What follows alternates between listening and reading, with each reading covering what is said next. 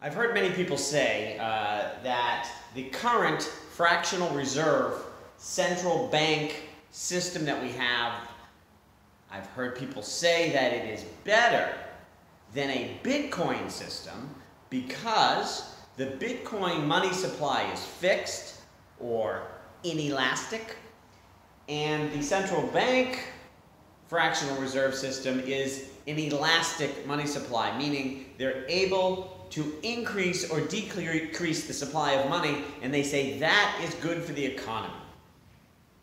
Okay, I am here to tell you that is wrong. It is not true. Okay, so first of all, when we talk about, say, what is good for the economy, what is the economy? The economy really is, we talk about the real economy, people and corporations, we have stuff, this pen here.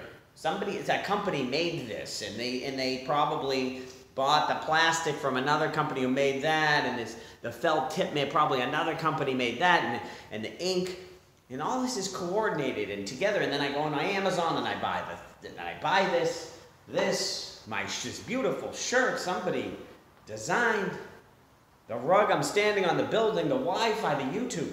These are all businesses, our stuff, our food, our house. Have I made myself clear? That's what the economy is. So if you want to make the economy better, it's that.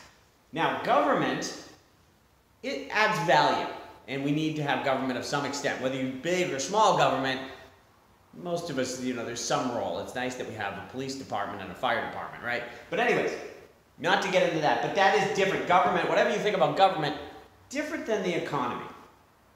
So, here's the central bank. Before I explain sort of the central bank argument and then my counter to that, let me just show you my diagram because I think it'll be easier to understand. So you have the way the money system begins. This is a total oversimplification of how the money system works, but I think it's a good start.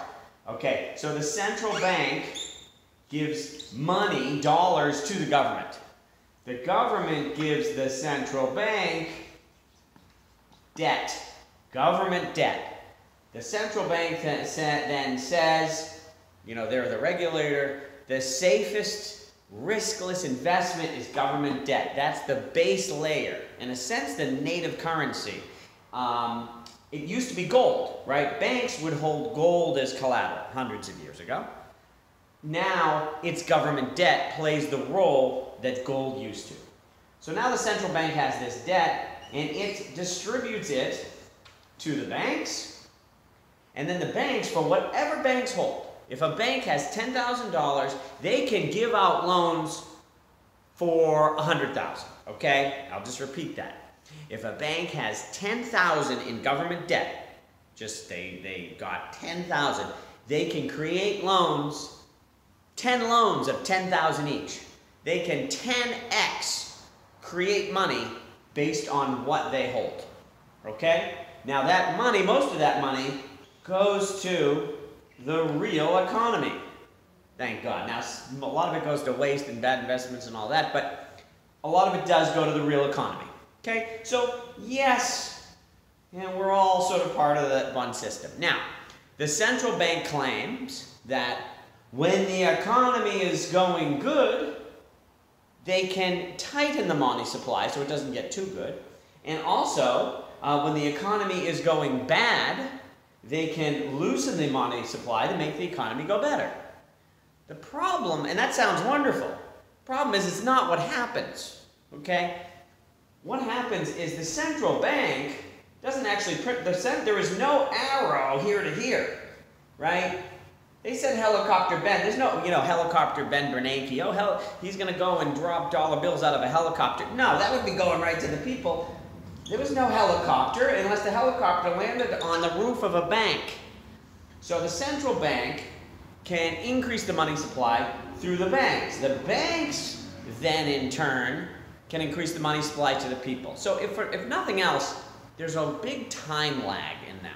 And maybe it's the best of intentions, and it's just that the time lag is too long, right? So what happens is, let's look at, for example, 2005. The economy is going great. The central bank starts to raise interest rates, so the economy is going good. And so the central bank decreases the money supply. That's what they say they're going to do, and that's what they say is great. Well, what does that mean? That means that the economy is doing wonderfully, and the central bank is making money a little tighter on the banks. But in 2005, it wasn't tight on the people, right? It was easy to get money, subprime, crazy loans, because it wasn't the central bank, it was the banks. And so the money was flowing. Then in 2008, when the economy is horrible and crashing, the people, the real economy is struggling. 2008, what happens? The central bank starts showering the banks with money. Oh my God, they're spending, just giving them billions or letting them take billions with no interest. So the banks are getting money. Again, that's what the central bank says they should be doing. The economy's bad. They're increasing the money supply. Problem is, in 2008, right, when the economy was bad, could you get a loan? No, of course not, because the banks are too busy recovering. So the bottom line is, to an extent, the central bank is not lying. When the economy is bad, they print, and when the economy is good, they tighten up. The problem is that process protects this system. And it is not, so the money for the people, the real economy, the money supply is loose when it's good times, and we should be being conservative, and when the shit hits the fan, when this credit cycle pops, the real economy, when things are bad, the real economy has trouble getting money from this system. It is not, the money system is elastic, but in the wrong way. So, and so the counter argument of Bitcoin, so what is Bitcoin? Bitcoin is just this. Bitcoin, we don't need any of this. I'm not saying that this is all bad or that this shouldn't exist. In fact, I think Stellar Lumens built a system that can support this. And then, listen, we can talk about it. I'm not trying to say all Bitcoin, this is all horrible.